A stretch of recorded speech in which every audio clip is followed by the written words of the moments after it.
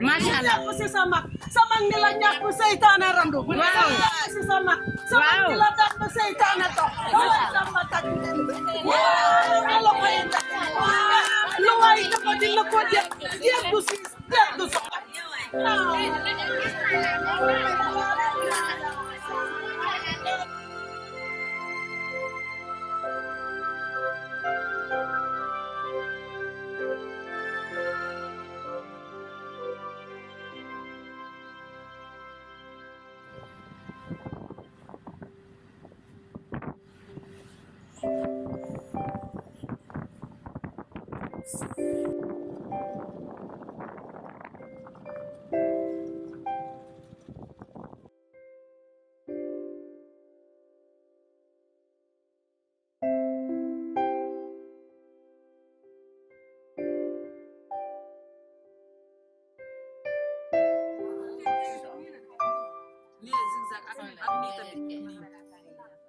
boo demee ba fenn day mel ni ku nekk si désert di Sahara di la mel ni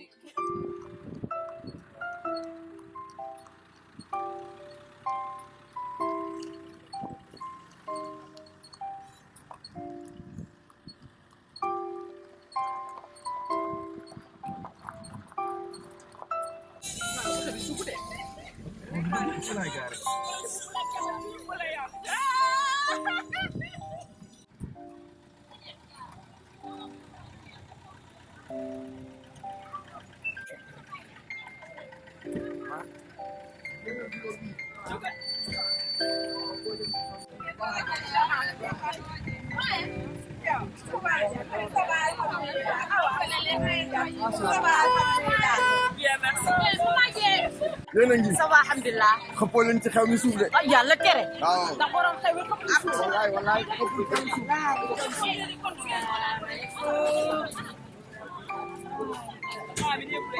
Nee naa ko loo ma seen daan yoon wi yàggul dafa diis.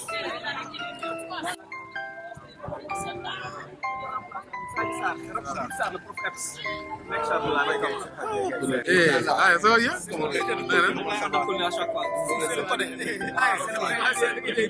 bien?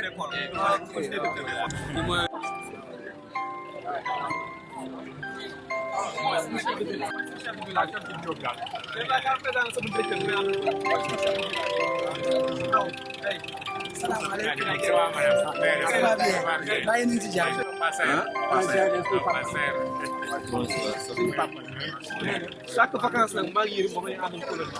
moom moo ñuy jënd ay colonie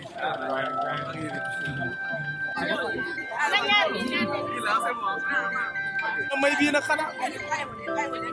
ma taf ko bureau ma taf ko bureau nag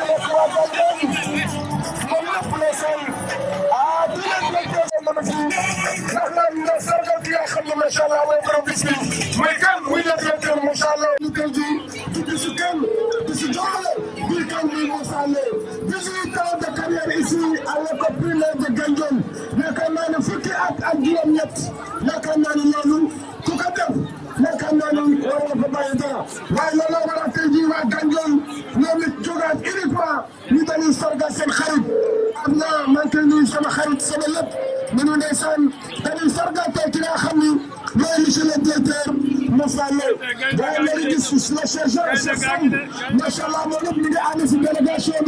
La délégation, Sendai, le chef du village de Ali Kone, Madame Fall, Ibrahim Ndiaye, ñoo ñëpp Mashallah, def na la délégation, une forte délégation, ñëw ngir honorer bis bi. Waaye na fekk ñu tamit suñu kilifa yi nga xam ne Mashallah ñoom ñëpp ñoo nañu ngir leen ngir jërëm di suñu Adama ndeysaan ne Adama Diop maa ngi koy gis ndeysaan ndeysaan ñoo fi gis suñu kilifa bi nga xam ne monsieur Kare nga xam ne moo représenté monsieur le sous-préfet Mamadou Seck Diop Sall Koumétal Malé Fafal Koumétal Malé ba ci dem rek lañ ko defal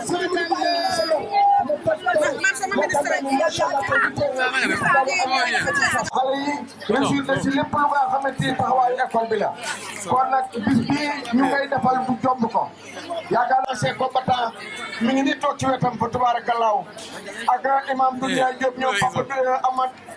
Modou Diagne ak c'est combattant mi ngi ni toog ci wetam fa tabaarakallaahu ak imam Doudou Diop ñoom Papa Amad Modou Diagne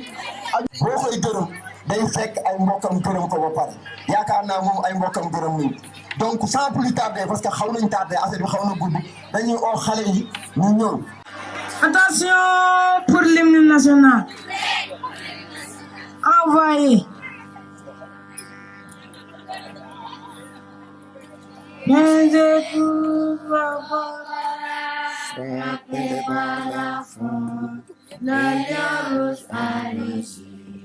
Le dompteur de la brousse, de bon s'était lancé,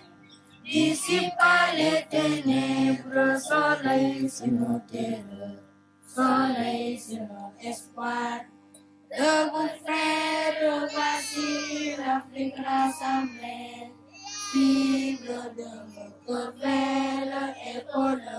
épaule, mais plus que frères, Sénégalais debout. Unissons la mer et les sources,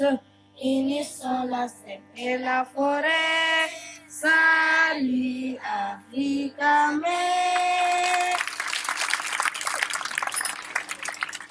bonjour à vous tous, soyez les bienvenus. Fogole nuyale jantinano simnano, fogole nuyale jantinano simnano, fogole nuyale jantinano simnano.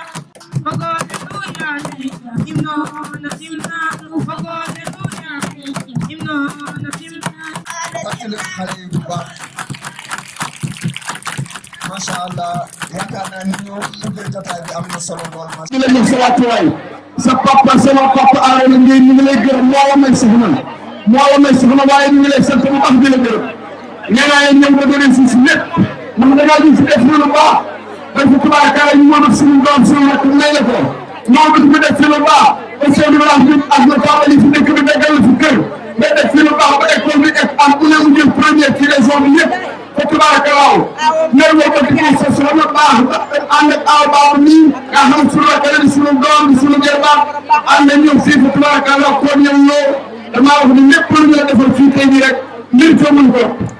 lépp lu ñu la defal fii ne même xale yi ci alal suñu xale yi nekk Espagne yi ne Italie yi ne Gambie yi ne Casamance ñëpp ñëw naan na ngeen ñëw taxaw Moussa Lo parce que Moussa Lo li mu def ci dëkk ba bu loolu directeur bu ñëw def ko ba tey jii ko nekk loolu nag am na université kon ñoom lay sant baax di la gërëm. fi yabal monsieur le directeur ak ku mu fi yabal di dalal ki nga xam ni moo nu fi tax daje dalal bu yaatoo yaatu muy monsieur Lo ak i mbokkam defe naa ni monsieur Lo defe naa wax la woo ay mbokk defe naa ni ak sous-préfet yabal leen na fi moom itam délégation bi mu fi yabal mi ngi fii mu teew nga xam ngeen at mi fi mu toll tey réunion yu bare na bu ci ne yu ci bari daf cee yabal nit ñi mënu ci teew waaye am na fu mu teew kon yabal na fi nit mi ngi fi teew maire it yabal na fi nit mi ngi fi teew li mu ci bëgg a wax lépp bari na waaye temps bi dafa xat ndax ki ñuy dalal tey ki ñu fi tax daje tey mooy gaynde Njëloor gi nga xam ne moo ñu fi tax daje tey di monsieur Lo mooy gaynde département bi di gaynde arrondissement bi di gaynde commune bi di gaynde village yi surtout village bu it nag am na fi fukki at ak juróom-ñett fukki at ak juróom-ñett yëpp sero fat directeur yëpp defar na leen élèves yëpp defar na leen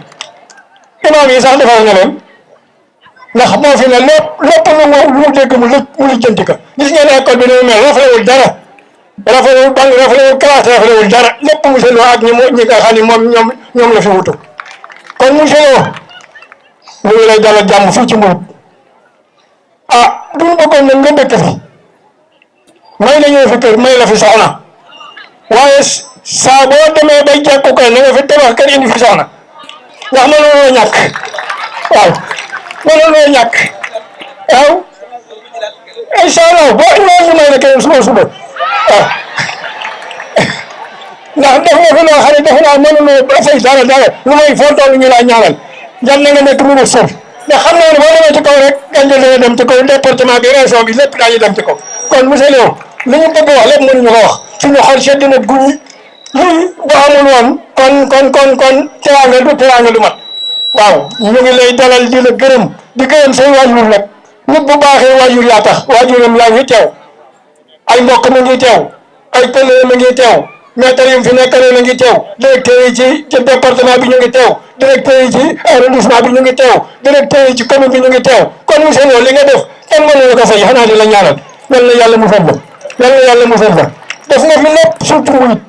def nga fi lépp surtout muy kon ñu ngi lay ñaanal jàmm wax du doy dañu koy dagg ndax temps bi jeex na te dégg nga ni ñu defee waxee cérémonie bi mënoon nañ fi wax ba suba waaye ñu ngi lay ñaanal dina gërëm rek daañu dox nañu loolu li ñuy dox daañu la dolli. moom damay wax ne lu ndaw rek si moom xëy na du bëri ndax moom at bi mu juddoo 1968 la mu jàngee école primaire au clair jàngee secondaire de Gaulle def formation génne à 92 indi ko Colobane mu jaar Goski mu jaar Maka Jama jaar Ngàdd yàlla def ko mu ñëw muy 2001 nga doogaa di ñëw école muy man yàlla def ko ñëw si 2003 ñaari at la ñu mujjantee ñu dee ñëw si école bi nekkoon na li nga xam ne dafa nekkoon lu doy waa dëkk bi mën nañ ma seede école bi nekk école bu ndaw résultat yi demeewul noonu école bi fële la yemoon fii yëpp àll la woon man ak ñoom Moussa Lo ak directeur yi ci nekk tey ñun ñoo ko doon bay ci nekk ba mu nekk classe tey gannaaw monsieur Lo donc loolu yàgg na loolu aussi waa dëkk war nañ ko xam yàlla boole maa moom nag mu ñëw fi depuis 2002 yoo fi ñëwee aussi résultat école bi demeewul woon noonu presque xëy na dinaa def examen bu mu jeex ay benn daal moom ñaar yàlla def ñu boole ñu ak Moussa Lo depuis 2005 ba 2010 résultat yi ñu am yëpp ay 100% la muy résultat assurance yëpp di depuis du boobu ba léegi résultat muy day yéeg du wàcc dégg nañu tuuti muy fi nga xam ne sax ñun ñi fi nekkoon yóbbuwuñ ko fi loolu yëpp gannaaw yàlla ak Moussa Lo moo tax Moussa aussi nekk ki nga xam ni ku nekk liggéeyam la ndax ñu ñëpp mën nañoo ko seedeel muy man muy ñi fi nekkoon ñëpp tey damay wax surtout directeur yu bëri nga xam ne tey si la nekkoon adjoint ñun ñëpp ñu nekkoon fi adjoint yàlla def jàmm ñëpp ñu fi jóge tey ay directeur nekkoon nañu comme moom te gannaaw yàlla moom am na si cër ndax danaa nekk fii di kulóog moom di ko wax directeur ñun duñu bëgg a quitté muy wax man ci doon sama sago bu ngeen fi jóge te nekk leen directeur fu loolu xam ko la xel danaa sa kulóog moom li nga yàgg na fi dañu bëgg a teg mu bu ngeen dem su ngeen fi dee jógee rek da ngeen di wax si directeur tey ñi nekk fii si gannaaw muy directeur bu Tassinère muy directeur bu Pilote Bar muy directeur buy ren muy directeur bu bu nekk ñun ñëpp ñoo nekk doon fii comme action te ñoom ñëpp directeur lañ comme moom te gannaaw yàlla ak yonent bi moom dugal ñu si loxoom donc Moussa tey daal tax si say biir bopp nga xam ni ñu tël xol fa fees li si topp mooy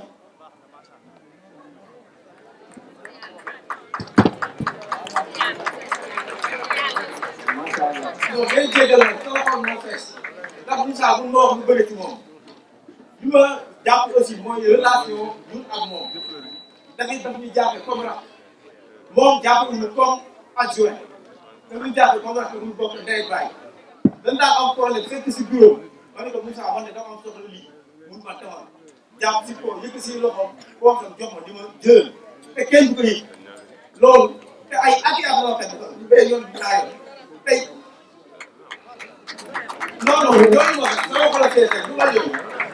c'est que tey waaw li ma léegi pour rek pour tëj rek ngeen jégal ma xam na nit aussi soo nekkee si say biir mbokk ñu yàgg ci teraanga gis na rek ñu xam ne teraanga bi kat moom daaw ñu koy jëmal su ndaw ko leen duñu bokk te li may wax yi ñëpp ñuy seede si bu nekk wax léegi nag loolu laa bëggoon rek wax si lu ndaw di la gërëm Moussa di la ñaanal yàlla rek yàlla yàlla jàpp ne fa nga nekk aussi gërëm fii nga jóge loolu daal laa wax si lu may wax quoi ngeen jégal solo neex na lool école bi dafa neex école bi dafa neex école bi dafa neex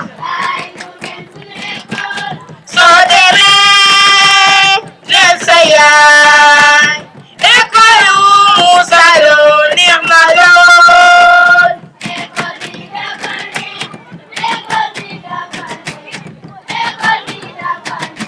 kaay ñu dem sun école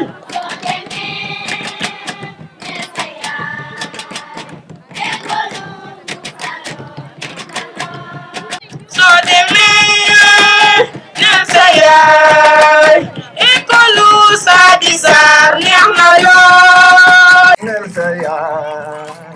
école Sadi Sarr neex na lool bis bu ñuy wax ni tout dañ koy pare na bis la nekk référence Moussa Lo mi jar na pare na ay bis parce que c'est référence Moussa Lo yaa baax yaa gore yaa jàmbaar Moussa Lo tey bu ñuy wax état civil ci biir waxuma école murit dama ko jëlal mais commune bu Ndiéguène Gandiol il a joué un rôle très important Moussa Lo bu ñuy wax les CV des comités villageois de développement Moussa Lo il a joué un rôle très important Moussa Lo c'est un acteur de développement incontournable hors pair jërëjëf yàlla na yàlla fay ñun de bis bii bu ñu ko def loolu nga xam ne dina ko billahi lazi la ilaha illa huwa parce que dañ ko liggéey nag loolu yaa baax mu lay weesu baax ku def lu rëy ak lu rëy da nga def lu rëy ak lu rëy je vous remercie. duma yëkkati samay kàddu te nuyuuma ñi nga xam ne ñoom ñooy famille Moussa Lo ñi nga xamante ne bii ñu ngi nii toog def teewaay bu rafet di leen wax ne kontaan nañ seen teewaay kàddu yi ñuy yëkkati nag ay kàddu cant la kàddu ngërëm ak kàddu sargal ma neesul yëkkati ci bés bu mel nii kàddu yu gën a rëy kàddu sargal ki ñuy sargal mooy kan mooy doyen Moussa Lo doyen Moussa Lo di directeur boo xam ne comme ni ko Pape Niang waxee référence la waaye papa la nijaay la mag la waaye frère la ci biir école bi ñu nekk ci ñi gën a néew luñ def ak moom laa bokk man ndax yàgguma fi lool loolu nag bu ma yëkkatee kàddu kon ñu teg ko sama loxo dañoo xam ni lim doon def laataa may ñëw mooy continuité bi am ginnaaw bi ma ñëwee ba noppi doyen Lo enseignant yi nekk si école muy ñu ngi lay gërëm doyen Lo enseignant ñu ngi lay sant ñu ngi lay sargal ñu ngi lay ñaan yàlla subhanahu wa taala lépp loo xam ne da nga ko def si ñun yàlla na ko yàlla fay si àdduna laata ngay faatu yàlla defal la carrière bu sedd fële ca raw nga dund ba retraité yàlla subhanahu wa taala defal la dund bu sedd guy ak sa njaboot ginnaaw boo retraité ba noppi doyen Lo groupe pédagogique yëpp ñu ngi lay sant yàlla xam na ni mënuñoo yëkkati kàddu gu rëy gën a rëy sant ak ngërëm moo tax duñu guddal suñu kàddu doyen Lo duñu wax lu merci beaucoup doyen Lo thank you very much jazakumullahu khayran wa shukran lak wa barakallahu fiik doyen Lo jaaraama doyen Lo jokko njal doyen Lo jërëjëf te gàcce ngaalaama laata samay rangoon ci tuur damay yemani fii kàddu gi di ñaan yàlla subhanahu wa taala mu defal la tawfiq bés bi niñ ko tàmbalee ci bismillahi rahmani rahim ñu tëj ko ak alhamdulilahi rabbil alamin waaye dama jeexal sama kàddu mukk te sant ma gërëm sama mbokki collègues yi nga xam ne ñoo am kóolute ci man jël kàddu gi teg ko sama loxo maa ngi leen di sant bu baax di leen gërëm di leen ñaan yàlla subhanahu wa taala di leen wax yéen itam jërëjëf jël jël yéen ñëpp wasalaamu aleykum wa rahmatullahi wa barakatu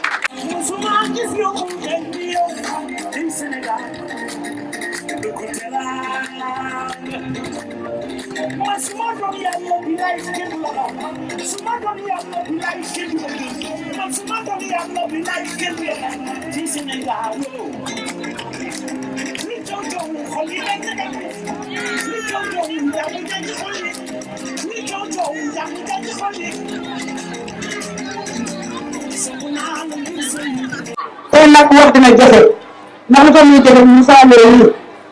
mën naa ni yàlla mën na koy ma nekk acteur développement depuis 2001 maa ngi yëngu ci acteur développement yàlla ma tombal mais ma liggéey Moussa Lo mu jàppale ma nekk sama référence nekk sama idole Moussa Lo du tàyyi Moussa Lo du sonn Moussa Lo man la ma sax benn éducation man nga nekk directeur rek mais yéen benn la gën a sonn su ma amee affaire environnement éducation suñu ñoom ñu jàppale ma si conseiller ma ñu ngi santé mu ñëw man fa la gën a aay kon Moussa Lo tey man wax bi day xaw a métti si moom ñu waa nii nag ni la defal nii xeet nañ ko toog bu loo xam ne dañ la ko ji mais yow yaa na ko ji lii yoo xam ne 200 de sa mérite la ñoo fi liggéey la gis nga 18 ans du tuuti bara na barewul mais nit yaa gën ko sa place ci amul li nga am kon nga xam ne yaa ko fi liggéey du ma baral wax bi di ko guddal ndax tey fi tey bu doon def réalisation yi nga di def fi la ñuy fanaan ndax comme ni ñu ko waxee rek ñun en 96 bu ñu commencé di liggéey fi benn classe ñaari classe man naa ne bi école bi bougé wu mais ni ko Dieng waxee école bi fële la yemoon fii nekk fi dolli si bu dee régulier bu dee classe lépp Moussa Lo bu dee photocopie Moussa Lo réalisation boo gis fi Moussa Lo bu école maternelle bee bi eggee tey ba nit ñi ñëw ñu jàppale Moussa Lo amul lépp loo xam ne infrastructure bu nekk biir kii ci Moussa Lo deful si nga xam kon tey ñun dañ leen gërëm di leen sant tey bu fekkoon ni ñeneen la dañuy wax ba ñëpp déggalu ñu jël si loolu léegi xëy na loo bëgg la moo tax ñu jàppale si kon nag dama feere ne yan nga fa am lu ëpp lu nga am fii yàlla nga nekk tey inspecteur wala nga nekk sax ministre yéene nañ la fu ne nga ñu lay dégg fu sore ndax am naa ne foo nekk rek suñu chance lay doon ndax dafa mel ne doomu gànjoon madame Lo tey na ñu lu ko wóor mais dafa ñëw bokk muy dëkk muy ngénte ñu lu ko wóor Moussa Lo day ñëw teel te ñun day xewle fee kenn du bougé rek mais man xoolal loolu awa baax na ñëw dëkk si dëkk bi ñun xale ñoo màgge noo ñu ñëw topp si ginnaaw jéy na ba jàppale ñu si liggéey bi ndax jigéen tim jarul xeeb de dañu góor goo gis jigéen nga fa yet jigéen a ko doore kon nag ku am jabar ju baax raw la mais ku am jabar ju bon ñoo góor góor perte kon nag Moussa Lo chef village moom du ma ànd si moom ñaari moom doy na sëg doy leen ko ay kër wala ay yeneen mais ñaar ñu baax moom boo ko amee jarul ngay wuti wax loolu. jërëjëf Fatou Khol wax ji gàtt na am na solo. Mes camarades et moi sommes aujourd'hui honorés de pouvoir participer à cet hommage plus que mérité rendu à notre cher directeur monsieur Moussa Lo. Sachez, monsieur le directeur, que nous avons été très contents et satisfaits des moments passés sous votre autorité. Votre sens élevé de la responsabilité et du travail bien fait et de la solidarité nous auront marqués à jamais. Sachez également, monsieur le directeur, que votre départ nous rend triste. Mais nous le comprenons. Permettez-moi, avant de terminer, de remercier mes camarades pour la confiance qu'ils ont portée à ma modeste personne pour faire le discours de mes élèves. Je vous remercie.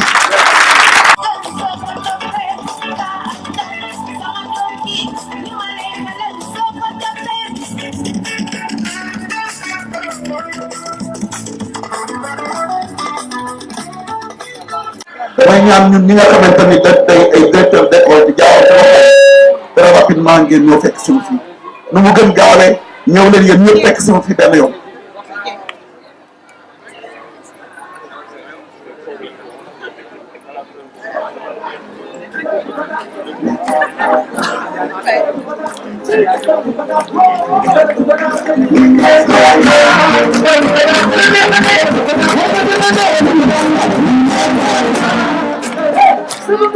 alhamdulillahi rabbil alamin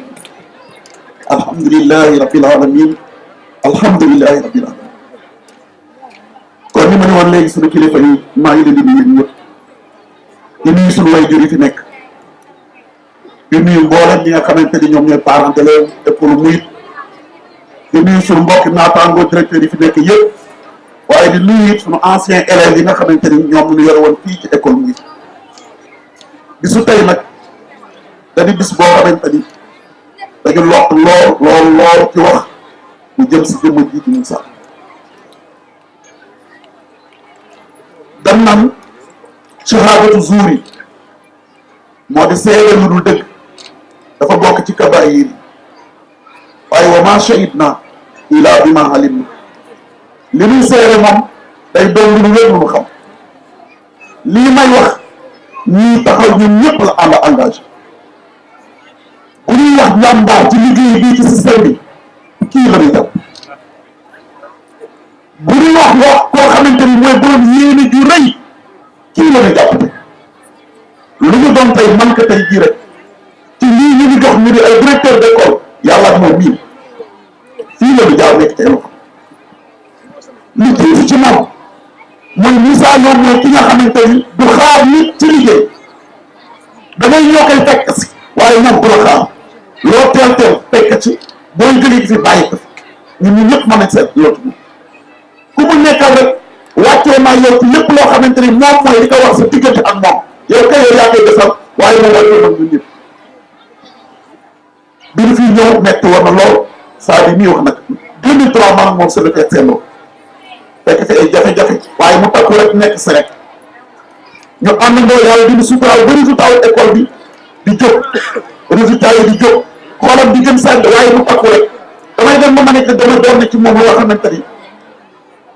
ci moom rek lañ ko tàmmee mooy futtiku ñu doon ay ñaabal yi boo ko fekkee ñu tenue yi muy sol ci liggéey jotee su ñu ñëwee di laajte de ana directeur d'école bu ne nii kii la ñëw du moom ku ñëw rek da nga ko ci fekk waaye mu ngi ci waaru jamono bu ne kii mooy jàmbaar Moussa moo gore ku yemoon ci loolu ñu ni tam mais Moussa ku mu nekkal yéene na la nga raw ka lu mu am yéene na la ka ñun xam nañ ci dara ay directeur d'école lañu te lu xam woon jàpp man nii keroog bi ma yore classe CM2 bi fii en 2003 suñu kilifa bu mag yal na ko yàlla yokkal leer ak inspecteur Xoussa ñëw fii ci école bi lay ñëw boobu 18 heures passé na maa ngi ci seen nekk ci CM2 bi ñu jëm fii ne ñoom moom ñoo bàyyi njëgaat yi ñëpp a ci fàttaliku fii keroog te am na lu mu mës a wér ak moom ba mu ñëwee fii avant mu di génn di dem mu ni ko man la tey laay doon am problème dama ubbi école pilote ak école de ren école pilote mu yóbbu woon fi ku jigéen ngir yërëm waaye école ba gën a mën tëj ak population bi mënu bëggee jàng tey ma soxla woon jeune boo xam dana ma jàppale pour école boobu ma soxla ko wax Moussa ni ka man de am na kenn ku ma la mën jox waaye ci benn condition mooy promotion boobu nga ma wax ne lii directeur su koy nekk jaroon na ma bàyyi mu ni ko kan la mu ni ko Abdoulaye Diop bi am seen moom lii moo defoon keroog keroog inspecteur bi may fekk ci classe bi damaa waxoon élèves amaa ñu yegg si ne leen góor gi ñu di gis keroog di weex mooy suñu kilifa bu mag waaye bu yeggee nekk solo bu ñu jëkkaloon mooy sonn ngeen yàlla dogal bi ma ko waxee daf ñu nuyee daal ni ah yéen xam naa ni sonn ngeen trop ñu doon daf daw ak yéen français ak wolof ku ko mos xam daal ni ma da xale yi réewandoo mu laaj ma qu'est-ce qui se passe ma ni ko laaj leen mu laaj xale yi ñu ni suñu maître dafa waxoon ni boo yegsee rek di nga ni ñun dañu sonn mu xëcc ni ci biti pour gàttal ne ma nga xam ne pilote ma ni xam naa ci la dëkk mu ne ma dama bëgg yóbbu la foofu mu nekk na fa directeur ndax man la ma ni ko liggéey bi rek moo fi tax mu ne waaye nag ma seen mbir fa ay condition sama séance bu laa ku rek xam nañ si laay natt lu ne boo ci amee 60% booy boo tëjee mu yooyu ma yooyu ko bu dee 60% dañ xam naa ne bu ñu bëgg tàmbali bi yàlla ñu bëri tuuti ma limu te 97% la ñu am te bu ñu jëlee dëkk bi yëpp am la koo loolu moom nii la bu yemoon foofu ñu ni tam ma jóge fi def école pilote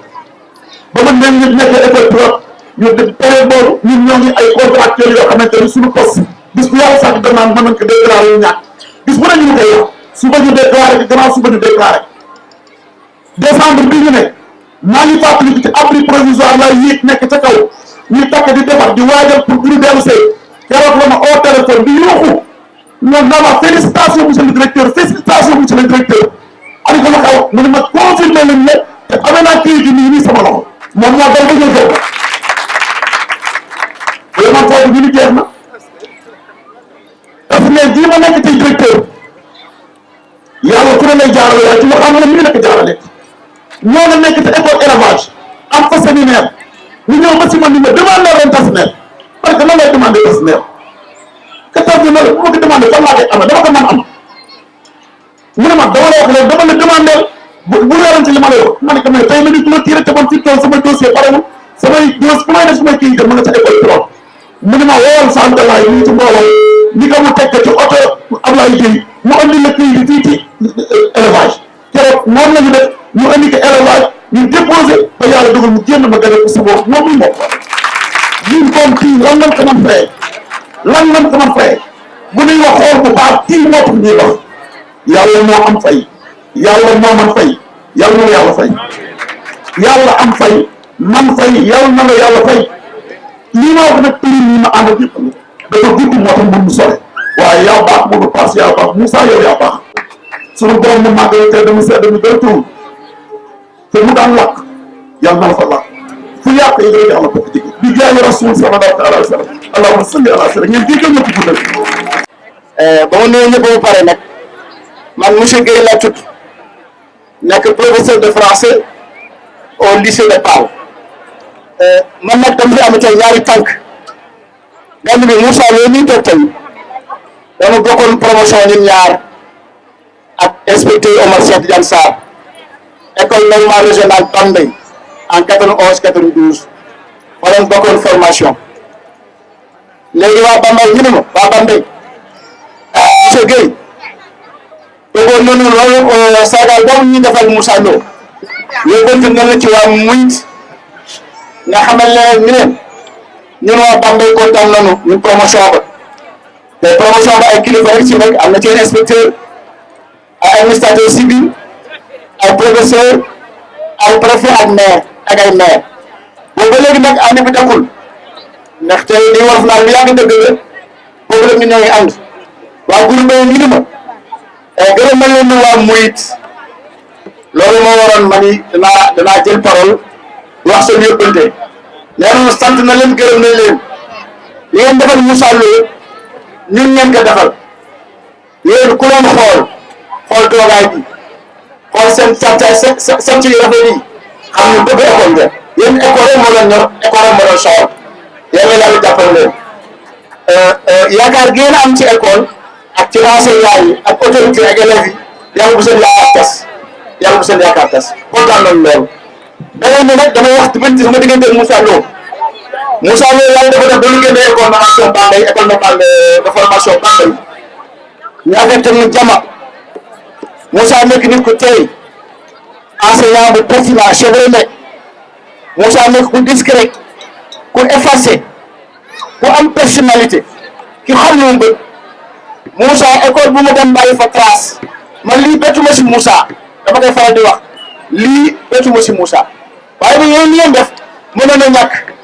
parce que nit yàgg na def ay jaloore ci école te amul lii kon yéen ñu gore ngeen ñu baax ngeen jërë ngeen jëf yàlla fay leen Moussa kontaan nañu ci loolu man de bëgg naa loolu te waa Bambey nee nañ ma bëgg nañu Moussa yàlla bàyyi la fi amiin te sagal bi yàlla bu mujj yàlla yeneen sagal toppati bi Rasulullah bëgg nañ loolu di ko seedal nag seen famille yi ak sa soxna yi yàlla yàgg seen ànd kontaan nañu bëgg nañ loolu jërëjëf du ma guddal nag waaye kontaan suñu xol seet na merci beaucoup jërëjëf. mooy Moussa Niang baax lool sawar man yéemu naa ñu ngoo liggéey te dëkk lool baax na xanaa ñun ñëpp li ñu wax mooy ñu fonk ko ku mel na moom fu ko mën a am yow garde ko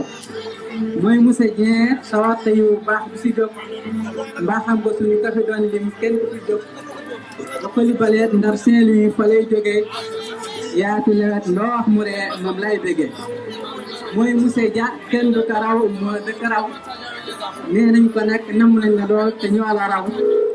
te dem gi nag wéetal nañu te muy lu diis yow Moussa Dia foo mën a dem kenn du la siis ma teg ca nag stage taal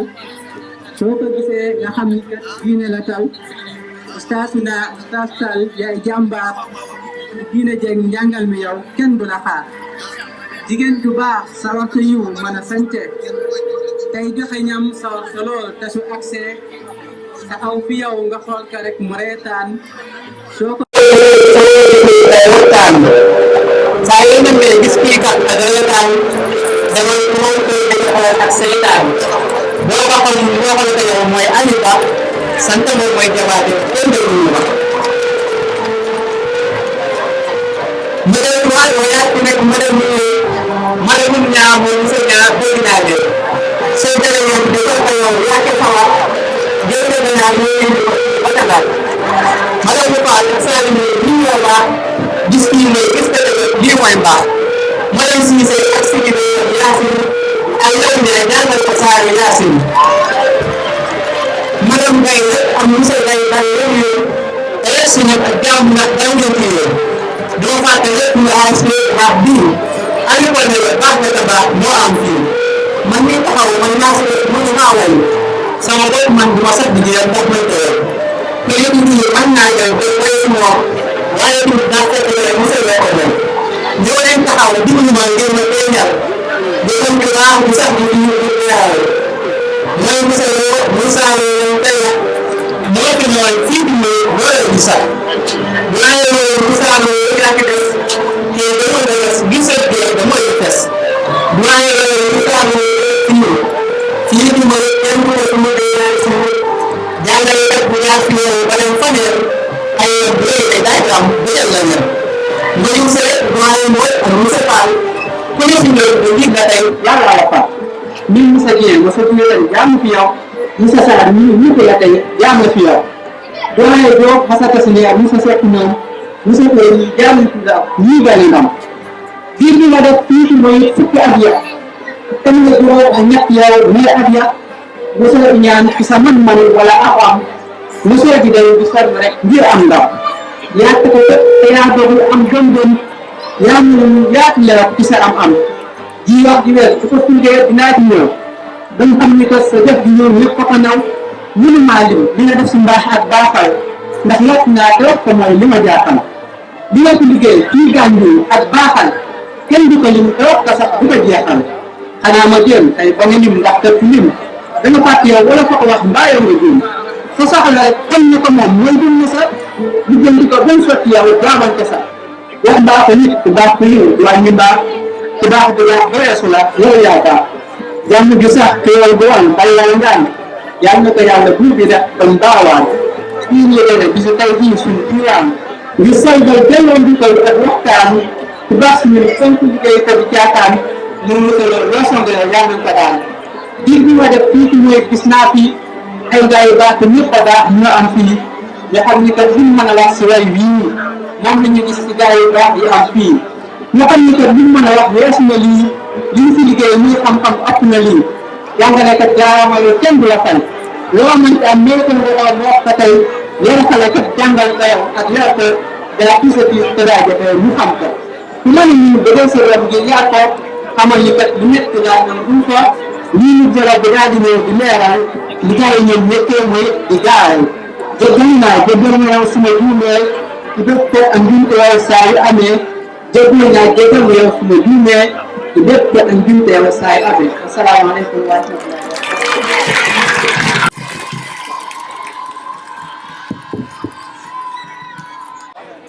dañ fi nekk depuis fukki at ak juróom-ñett mosu ñu ma jënd benn kare yaa gàddu daara yi ñeenti daara yaa leen gàddu seen kare gàddu ñu suñu lépp te ñu lay sant bu baax di la gërëm di wax ne Moussa Seck amuñu fayam keroog ba nga xamante ni Moussa Seck day ko la bi ma soo si ma pës ma piit ñu ne ma daal maa leen Seck moo yoroon entrée système fii daal di def fay leer nañ bu tey ko fan la ñu amati keneen waaye yàlla dafa wax ci alquran ni maa nansax min ayaati aw nunsihaa naati bi xayrin minhaa yàlla keroog bu ñu daane tëmbal keneen kon naqare bi amul ci Moussa Seck ba mu demee ak ni ñu ñëwaatee yàlla nañ ko am ci Moussa Sarr nii Moussa Sarr ñu ngi lay daal bu baax di la wax ne yéen bi bis la waaye yàlla na ko yàlla téeméer yàlla na ko mooy teel ci yow ndam li ñu am ci Moussa loolu yàlla nga am ndam li ko ëpp Moussa loolu ba ñu leen entragé de ñëpp ñu amoon ñu koy def ba mu ci gars yi tey indil bi day ko ci tool yi lépp nekk ci biir réew nekk ci biir réew di jàngale di jàng ci yàlla ak ci loxo Moussa loolu ñu ko jaarale kon ñu ngi sant bu baax Moussa loolu gis nga dëkk bi waaye Moussa Sarr yàlla na nga raw Moussa loolu Moussa. di nuyu aussi tous les invités yoo xam ne ñoom ñoo fi teew man nag l'US à un moment donné il y a une dizaine de jours elle m'avait demandé de préparer un discours mais je lui avais dit que écrire sur Moussa loolu c'est pas une chose aisée parce que c'est quelqu'un qui en 4 ans ci en fait li ma xam si moom bare na loolu moo tax li nga mën si moom tout juste pour di témoigner li nga xam ne moom laa xam si moom lépp waaye nit bu fekkee da ngay dem une simple mutation nga jógee si dëkk yow jeexal ko yow sa carrière bu des parce que une dizaine d'années nga jógee si dëkk def 18 ans di notification dem feneen ñu defal la fekk nit ñi c'est parce que li ñu doon ji dañuy ne lool Moussa Lo c'est quelqu'un bi nga xam ne vraiment man bu ñu nee léegi dans son école fii laa ko xamee bien que nag nga fii laa ko xamee xamoon naa papam parce que man sama famille ay ñu bëri ay jàngalekat xamoon naa ko bu baax xamoon naa ko à travers l'enseignement xamoon naa ko aussi à travers le sport et Moussa Lo di nit bu baax nit koo xam ne nit ku respectueux la bu la gisee da ngay xam ne kii dafa lay jox sa gëdd mel ne li ñu nekk ci moom la lay wan mais bu ñu xam ne def na nit ñi def na ma wala jaaxal na ma parce que Moussa Lo c'est le fils d'un enseignant te dama profité si occasion bi di santal vraiment tous les directeurs d'école retraités yi fi nekk muy ñoom doyen tamit boobu nga xam ne bu nekk à l'IPI de Saint-Louis xamoon naa ko ñoom doyen bi nga xam ni vraiment jigéen ñëpp xamoon nañu ko enseigné un doyen très sérieux bi nekk on était vraiment très jeune mais ñëpp xamoon nañu gëdaam ak ni mu doon liggéey bi mu liggéey au niveau de l'IPI de Saint-Louis waaw ak bu ñu nekk au niveau de Aven Degol di ci teg aussi doyen bi bu raw di aussi un doyen bi nga xam ne vraiment liggéey bi mu liggéey école raw bu mu egg fu mu egg mu bokk suñu département di liggéey bu mucc ayib di aussi remercier doyen Ablaye Diop nga xam ne aussi li mu liggéey si Gandiol liggéey bi daal département de Saint-Louis képp baawoon jëm ba Saint-Louis commune bénéficié wu bu gën a fële daaw di ñaan yàlla ko yàlla may tudd fan may ko wér yaram bu ci rëdd fan donc ñu ko liggéey bu mel noonu donc vraiment c'est une fête, c'est une belle fête. Moussa Lo, le jamais que je peux faire sur lui. Moi, je disais tantôt que c'est un homme respecté. Parce qu'il y a un moment là, qui est éduqué, parce que mon beau que tu sais, réellement, c'est un gars qui est aimable, souriant, de venir dans son dos, de venir participer au inspecteur. Moi, j'ai vu à l'inspecteur. Je l'ai dit aujourd'hui, je dis Moussa, moi, je suis un man du ma faral nit ma ko waxoon day waay su ma faral man noonu laa mel man nit ñoo xam ne nangu liggéey wala su nangu bëgg jàpp liggéey yi man danaa dal sa kaw daa defal ko ba nga jéggi mais Moussa Lo j'ai dû à respecter je lui ai donné la note de 18 et s'il fallait lui donner bouffon de la perfection ma jox 20 sur 20 parce que il m'a émerveillé dama ko fouillé de fond en comble fépp amul fenn fi nga xam ne Moussa Lo am naa lu ma ko waxal ministère yi moo témoigné nañu parce que ñoom ñoo leen di xool nañu ils ont dit la même chose Moussa Lo liggéeyam kenn amul lenn loo si wax fii au niveau de Mouy quand il est venu dire inspecteur ma dama bëgg dama affectation ñu ne Moussa Lo tout à fait parti qu'est-ce que c'est déplaît à Mouy il me dit inspecteur man mon enfant vient d'avoir son bac su ma kër ga kenn nekkatu fa sama ñaar soxla ñëw ko damay xëy suba di dem mais Mouy ak raw gi ma nekk benn la sama tànk bu jóge fii Mouy loolu wax na ma ko man bu fekkee loolu vraiment pour des raisons coloniales maa ngi man naa defi tout ba nga dem ñun dina si mokk na ba nga dem donc Moussa Lo dem na mais xolam mi ngi fii xelam mi ngi fii yaramam moo dem raw mais lépp mi ngi fii ça je tiens à vous dire Moussa Lo les qualités yi nga xam ne am na ko respect ñëpp la respect man li mu si ëpp solo moom mooy respect bi ma am Moussa Lo nit bu set la si xolam set la si yaramam ça moom j'ai été aussi à vous le dire parce que dans école bi ñu mel nii la école yu mel nii man fekk ma fi la développement de l'école fekk ma fi mais bi ma ñëwee cahier monographie bi laa nga gis si ay école bi fekk ay cahier monographie quand je regarde le cahier de monographie de Moussa Lo tous les témoignages yi nga xam ne inspecteur bi jaar defal nañ ko c'est les presque les mêmes témoignages j'ai fait un témoignage mu ubbi cahier monographie war ma mun ay xoolal ma xool cahier monographie bi j'ai vu que c'est le même témoignage que les inspecteurs qui m'ont devancé moom la ñu def donc Moussa Lo lay saxal il est posé des responsabilités quand il s'est agi de cotiser pour l'espace de l'argent je dis à Moussa Lo moi je ne touche pas à l'argent tu prends l'argent de cet espace-là parce que xam naa ne wóor naa si jàkk dépenser de manière efficace et efficiente je leur ai dit ça te yàlla def na mosuma taxaw benn jàngalekat muy góor gi jigéen bi gërëm bi kenn ku ma taxaw na Moussa def na nag ñu loolu man nag déggoo benn si réew mooy dégg yu ma dem rek sore ma parce que dama daan toog nag soxla dara di nga Moussa Lo jënd tel parti mën ma inspecté la ko soxla ma ko waaw ma kaa xaar bu nga am jot dama doon saa gis ko mu gaaroo ko ñu indil ma ko loolu si xam la moom hiérarchie dafa xam ko dund parce que lépp dama ko jël fa papam ji toog parce que papam doomu jàngalekat nii la ñu mën a mel pour jàngale ba mu la ñu nga mel ba mu nii la ñu mën a mel man tàggu moo ko def ma ko testé ñu qualité su doon ni ko bon la du ma fi ñëw bu ñu koy feete mutation je ne mettrai pas les pieds ici ça je tiens à le dire maa ngi koy remercier bu baax di ñaan yàlla lépp si carrière yal na la yàlla yombalal lépp loo soog yàlla ko yombal li nga def fii yal na ko yàlla def na defaroo parce que département bi benn département la je vous remercie. Cérémonie de haute portée dédiée à une illustre personnalité émérite et qui a servi loyalement la communauté de Gandiol. Je vous nomme Moussa Lo. Depuis votre arrivée à l'école de Mouyit, vous vous êtes distingué comme un directeur moderne, vertueux, assidu. Votre comportement exemplaire, votre disponibilité au service de l'école et votre engagement sans faille à répondre à l'appel du devoir ont fait de vous un élément clé dans le dispositif de management et de pilotage de l'école. Votre aptitude à coordonner le travail en équipe, vos talents de négociateur et votre esprit de sacrifice reconnu et apprécié par tous vos collègues adjoints constituent des fondamentaux sur lesquels vous vous êtes basés pour incarner votre leadership pour le bon fonctionnement de l'école. Votre capacité de management a inspiré plus d'un et même a poussé certains de vos adjoints passés entre vos mains à devenir directeur d'école. Je vous nomme M. Wayne Dien de l'école de Gouiren, M. Abdoulaye Diop de Tassiner, M. Mboy de Kerboulel, M. Mansour, directeur de l'école maternelle de Paye, j'en passe. Et actuellement, l'actuel directeur, M. Sadissa, qui est donc ancien directeur de l'école de Mambara.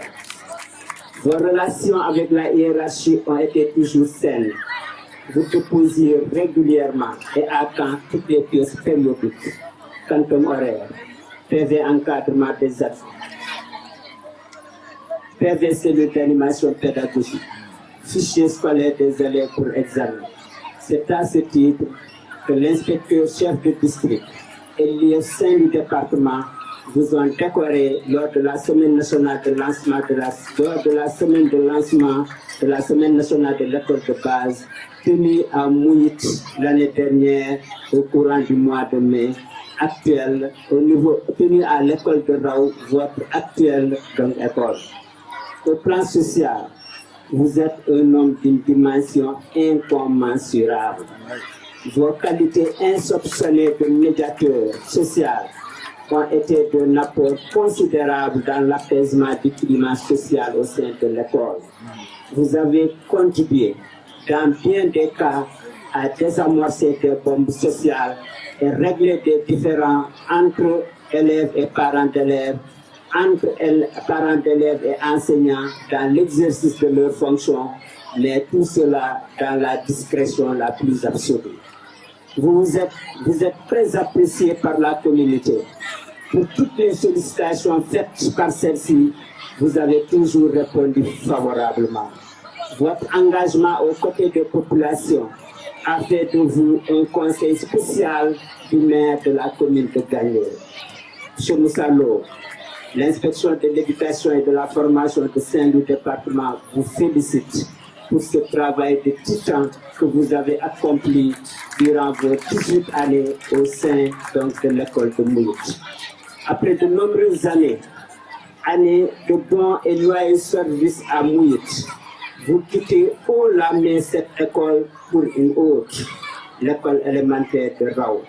Certes, vous rentrez chez vous,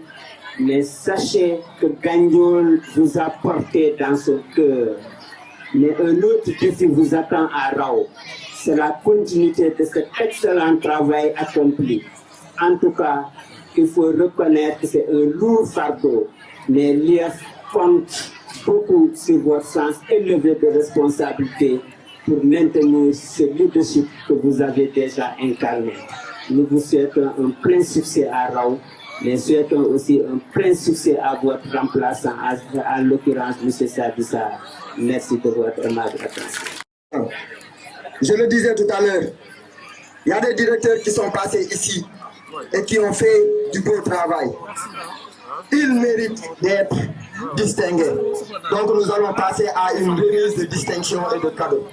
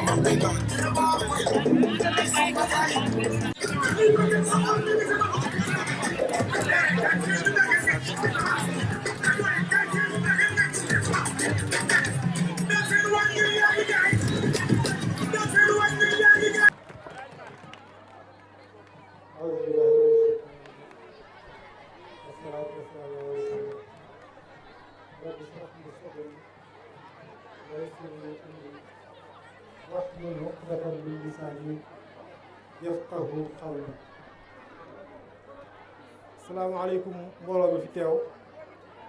man Cheikh Tidiane Sow comme ni ma ko présenté léegi waxuma nag ci turu jàngalekat dama wax ci turu jaam ci turu famille bi taxaw di jaam boo xam ni day wax ci sangam duma bala may sore sax ci bala may sore nag ci Moussa Lo sax damay wax ñi nga xam ni ñoo tax ma taxaw fii di wax ci seen tur maa ngi wax ci turu sama nijaay Babacar Lo bi nga xam ne mooy papay Moussa ak beneen papay Moussa bu ñu noon tonton Dame Gueye ak turu doyen David Diop di papa tamit ci Moussa ak ay bàjjenam ak ay soxnaam ak sëram ak beau frère am bu ñu naan Lamine Ba ak Aye Niang di wax tamit ci turu Amad Faye turu Maymouna Diop maanaam ku lim da ngay juum turu ñooñu nag ñoo tax ma taxaw fii tey di wax lu jëm ci Moussa Lo nii di gërëm d'abord waa Mouride ci sargal biñ ko defal lii nag lu jaadu la man bettuma ndax monsieur l'inspecteur Ousmane Diouf wax na léegi ba def allusion à son père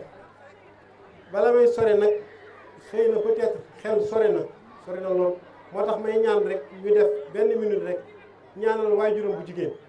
ndax Moussa bu melee nii tey xëy na papaam ci la ay maamam ci lañu ay bàjjanam ci lañu ay frère am ay sœur am ay cousin am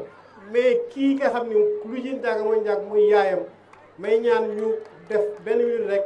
def fatiha ak ñetti ixlaas sa ci tëjee nga salaatu ala nabi ñaanal ko soxna Ramatoulaye Touré ndax teewewul lii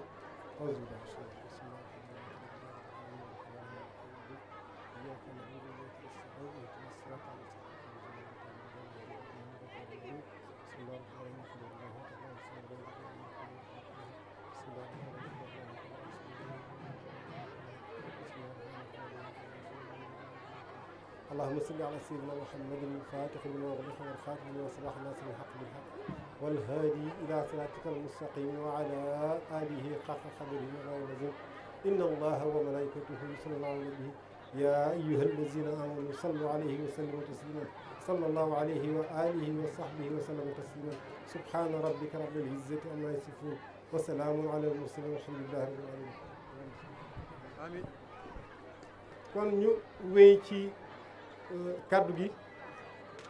di wax ni témoignage yi nga xam ni moom def nañ ko yëpp ci Moussa man dama su ma ci jaaraaj confirmation rek lay doon Sadi nii wax na ko parce que Sadi école bi boolewu ko ak Moussa ndax Moussa ak magu Sadi ay amis d'enfance lañu li inspecteur Diouf wax aussi loolu lu am la may joxe rek benn témoignage boo xam ni ci ñàkk ki ñaanu Moussa Lo am na fi suñu benn sœur bu ñu naan Maymouna Diop moo doon principalu collège bu Ngalel samedi passé lañ ko doon defal lu mel nii mais moom bu jógee Dakar fa mu newoon nekk collège David Diop professeur d'histoire géo bu ñëwee fii Ndar nekk fi principal ginnaaw yàlla Moussa mii la topp naka lu mat ñaari at naan ko ñaanal école diw ñaanal école sangam ban bi muy jël principal bi muy gagné principal école nu mu tuddati ngalel bi moom moo ko wax mu ñëw fii noonu mu defar mais mu ne noonu la defar adjoint yi fi toog yëpp man mii bi ma falee bi ma nekkee directeur parce que maa ngi nekkoon maître d'application ca Ndar monsieur Diouf nekk sama directeur muy magu inspecteur Diouf bii bi sama kër pare ma ñibbi Saraw ma am fi direction Moussa moo ma formé man mii moo ma formé ndax ñoo bokk benn promotion bu ñu génnee même année mais man moo ma formé ci direction kon kii nit ku baax la ku ñàkk ki ñaan la enseignant yi ku fi sa DMC tag moom dina ko àjji ku fi xam ni yow sa avancement arrêté na moom mii dana yéeg wàcc téléphoné perdre son temps rien que pour ay nit kon Moussa peut-être su ma fi nekk di wax ay qualité am du ma fi jóge mais nag ñun ñi nga xam ni ñoo bokkoon ak moom benn kër di fanaan ak moom ci benn lal pendant plusieurs années yàlla teg ñu boole bokk même destinée ñu amandoo année bi ñu amee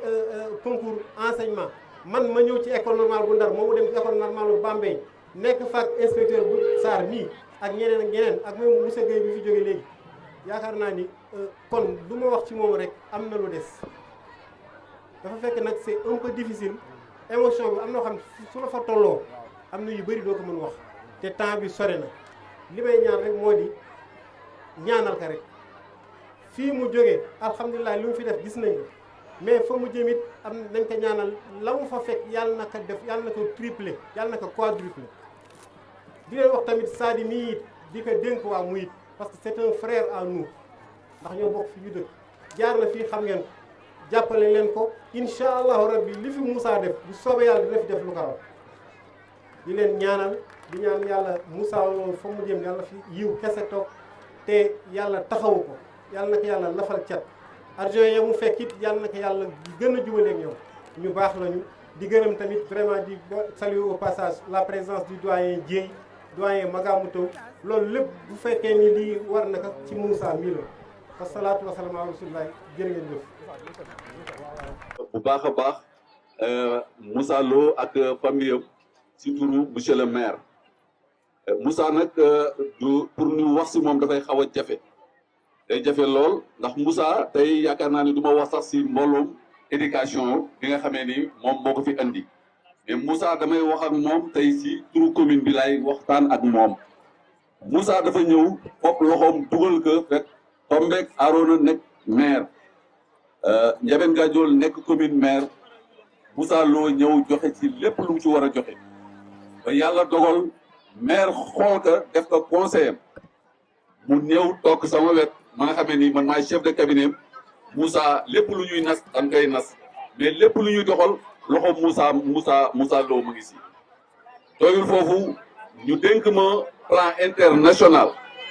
ma woolu Moussa lépp lu nga xamee ni éducation la ma ni Moussa ñëwal yaa may demal yaa may fekkeel wax dëgg yàlla ñun bi ñuy ñëw fekk nañu jumeau bi nga xamee ni moo fi nekk mu naax saay mais bi Moussa ñëwee jàppale ma si éducation ak plan international yi nga xamee ni seen projet yi nga xamee ni lépp moo koy doxal Moussa Lo fu nu mën di dem damay wax Moussa di ko demal noonu parce que yaakaar naa ne am na si expérience te jëlal nañu si ay ndam yu dul jeex kon Moussa Lo bu ñu taxawee bu ma taxawee fii tey di ko plaider dafay xaw a diis si man mais damay wax ne rek maire a ngi lay sant bu baax a baax maire a ngi lay gërëm bu baax a baax xam naa bu baax fi nga ko féete mais moom si boppam xam na bu baax fi nga ko féete di la ñaanal yàlla fii nga jóge foofu nga jëm yàlla dàq fii te am nañu si yaakaar parce que nitu xel nga nit rek la Moussa nit kese la Moussa moo lay fekk si benn place nga wax ka soxlo mu def sa la mu man mais pas mu def sa la mu man sax mais mu wax sa la loo nga xamee ni dana jëriñ Gandiol ñun tey ku ñu gis naw nu tey te ñu wóolu suñu bopp am yaakaar ni ñun ñu ngi liggéey man de damay wax ni loxo Moussa ma ngi bi ma gis ndax wax dëgg yàlla sama conseil la bala muy nekk conseil maire jumeau bi ma amee di représenter plan international fii si Ndiabène Gandiol moom loxoom daf ci nekk bu baax a baax te li may wax du ko weddi kon man maa ngi koy sant bu baax a baax si turu famille am di ko sant bu baax si turu jabaram et di am tuuti rek benn message bu ma war a joxe rek si au niveau du Mouyit ñu ngi gërëm population bi bu baax a baax Moussa mënul fay population Mouyit ay nit rek la nii rek la nu mën demee wax dëgg yàlla am ko ku xool seen toogaay yi ñii nu toogee nga xam ne ni ñoom jàng rek a leen ñor ak seen ay njaboot jàngaloo seen njaboot moo leen ñor kon ñun au niveau de la commune wax dëgg yàlla ñu ngi gërëm waa Mouyit bu baax a baax si mobilisation bi di nga jaarale nag si turu chef de village bi ak notable yi nga xam ne ni ñoom ñoo fi nekk waaye manuma ta bañ ki la nag di wax ni directeur bu bees bi fi nekk ne liggéeyante ak Fatou Xol ñun bu ñu ko gisee suñu xel day dal man bu ma gisee sama xel day dal parce que acteur de développement la ku sonn la si Mouyit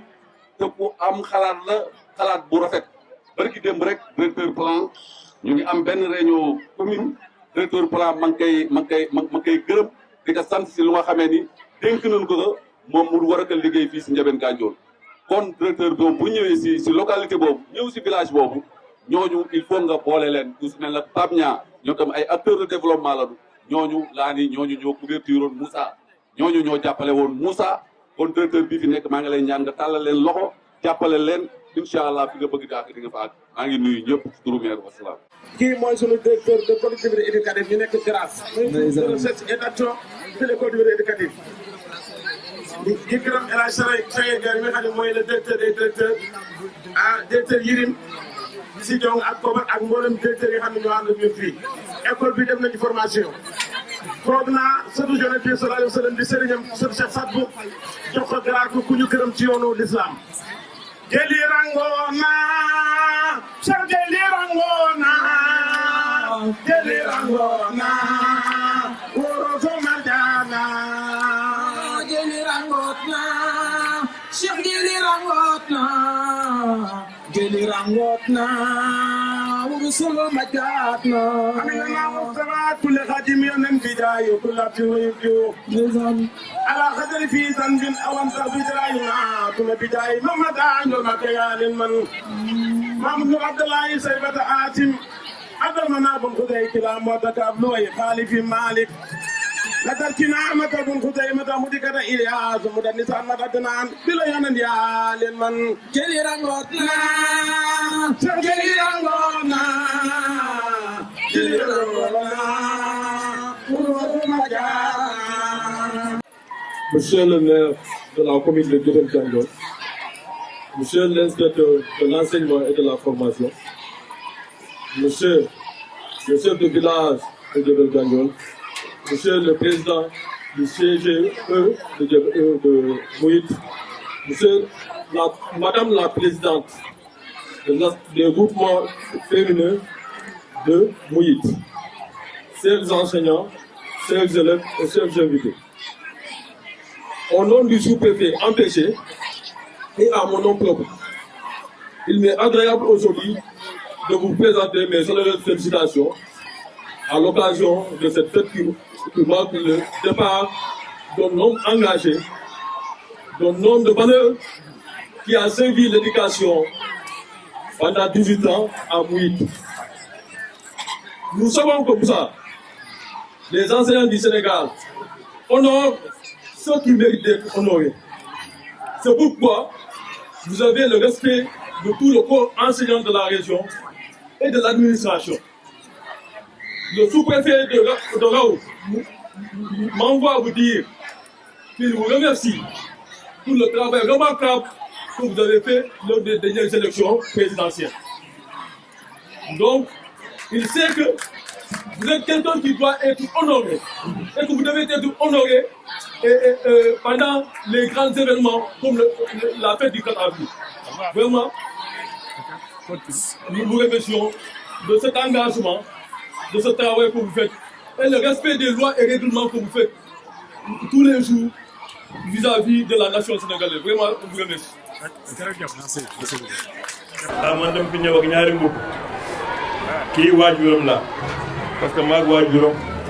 Babacar Lo ak Dame Gueye bee toog ñoo duggoon na enseignement depuis 1962 dugg retraite boobu kii juddoogu ñuy dem comme association toog ba léegi di ànd ba muy nuy enseignement dañ ko sas jox ko ay valeur wax éducateur lu mu war a mel tey jii bu ne bañ koy honoré évaluation la pour ñun donc loo ñu ngi lay gërëm di la sant ba meloon leneen dana métti trop dañuy wax nit bu baaxee da nga laaj ndax baax na ci waajur yi soxlawul parce que waajur yi lu mu liggéey yëpp pour société bi la comme il se comporte comme il faut dans la société nous sommes fiers de lui ñu ko ñaan yàlla gudd fan wér de continuer dans sa lancée. Parce que c'est qu'un fait tout le dé, parce qu'on ne fait pas le départ de celui qu'on aime. On ne fait que le départ d'un tyran, et toi tu n'es pas un tyran. Si tu es un tyran, bon Dieu, nous quand tu dois faire tout. Donc ça c'est moi qui fais nek, ligue fille, defal lu garaw, defal law. Sa évaluation jeexagul de. Bala muy jeex ba ñu ko naan yow na nga liggéey fait raw li nga liggéey fii wa booy ba ñu sargal la foofu ñuy fekk yëpp macha allah. suma doom soxna Diop fi la nekkoon dafa nekk 7 ans moo fi jiitu kii sax fi la nga fekk waaye ba mu koy déggee dama woo ñoo papa man def naa école Mouit def naa Ndar école def naa Kaolack école mais directeur bu ma gën a marqué mooy loo wan nag bu doon sama sago ma yónnee rek cadeau bii nga joxal ma ko gërëmal ma ko santal ma donc soxna Diop nga laa gërëm bu baax nan gis nga nga def ci moom ba léegi moom lay doxale macha allah jërëjëf merci di gërëm nag anciens yi parce que vraiment li ngeen def rafet na trop parce que je reconnais am na sama ancien élève yi nekk ndax ñu yoroon fee fii ça c'est un beau geste merci beaucoup.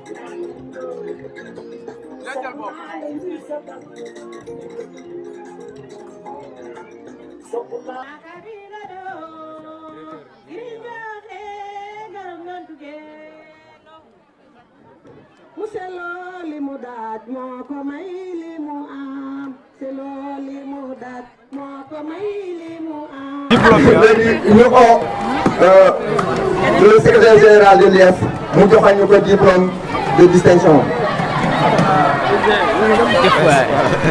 Merci. Félicitations pour service rendu à l'école et particulièrement à l'école. Merci, on vous encourage, vous êtes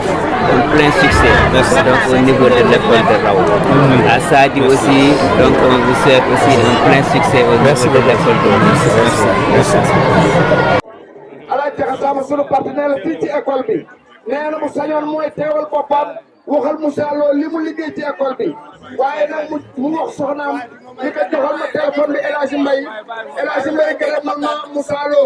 kon Moussa Lo Alaaj Jaxate nee na mi ngi lay gërëm di la jox suñu kër di la jox sa wàccuwaay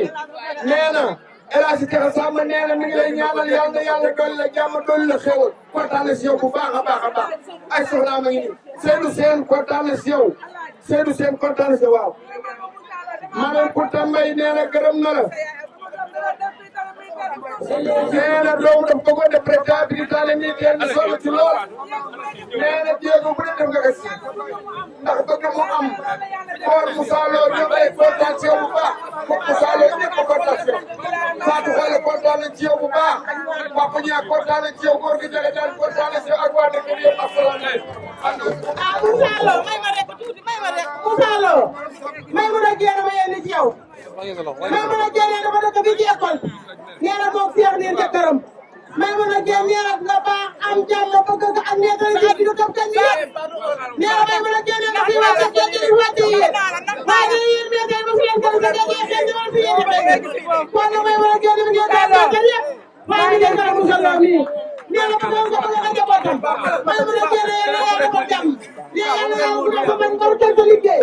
te li ñu la dafa yaa ko mérito yaa ko liggéey yaa ko jàmm la kon yàlla sa ndig la waaye lu def waxulu ay di njàmbat tubaab moo ne la passé et sans doute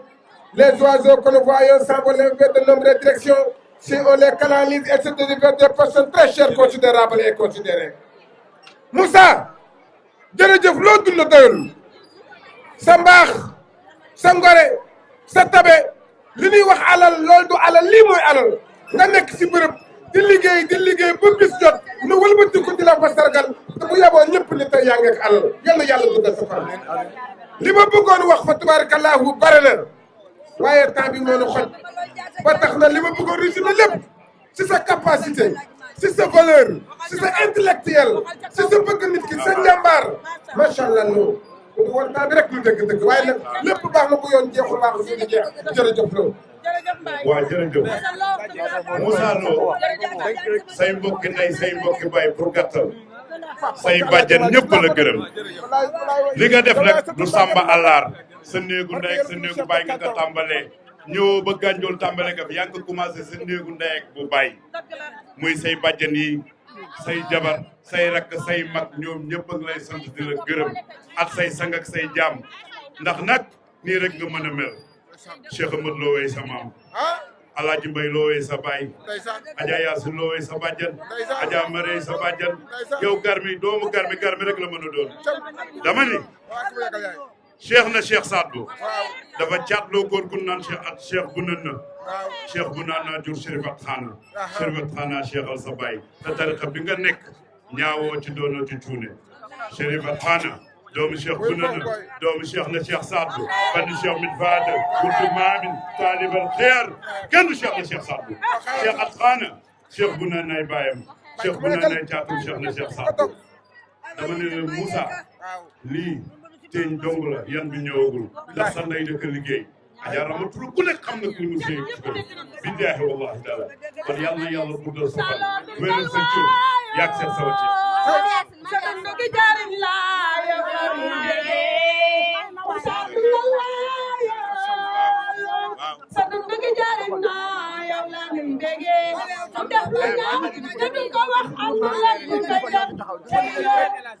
sa dundu gi jariñ na yow la ni bëggee bilaay maa la wax jërëjëf xam naa ni ñëpp buñ bëggee wax amal leen ñu asalaamaaleykum wa rahmatullahi taala wa barakatuhu Moussa wuyul maire bi am maire waaw ndax mbay seen ay sa baay Alaaji Amadou Maxtaar Sall looy baal abidi ke nga wagay ma jëm Fatim Wade